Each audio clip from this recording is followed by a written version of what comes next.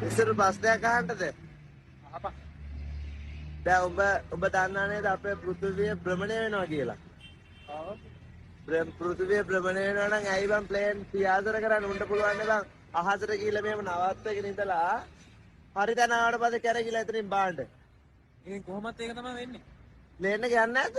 නෑ ප්ලේන් එකකින් කරන්නේ මෙහි කටුනායක තියෙනවනේ. ඔව්. මෙහි කටුනායකේ ප්ලේන් එක උස්සනවා. ඔව්. ඊට පස්සේ එහි කටුනායක එනකම් ප්ලේන් එක තියාගෙන ඉඳලා හරියට ඒ තැනට බස්සනවා. ඒකට නෑ කිව්වේ? අනිත් රටේ කටුනායක. එයාපෝට් එක.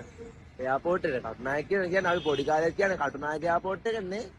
ඔව් මෙහි කටුනායකින් නගනවා එහි කටුනායකින් බාන. ඒ කියන්නේ ප්ලේන් එක පියාසර කරනවා කියලා එකක් නෑ මිනිස්සු හදාගෙන තියෙන්නේ මේකනේ. ඔබ දන්නේ නැති දේවල් කොච්චර තියෙනවද මේ රටේ?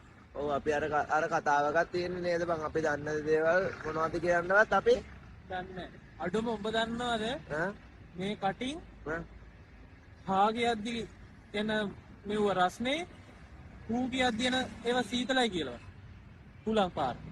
කියද්දි රස්නේනේ හූ කියද්දි නේ සීතලයි. ඔව් මේකවත් දන්නේ නැහැ ප්ලේන් ගැන කතා කරන්නේ.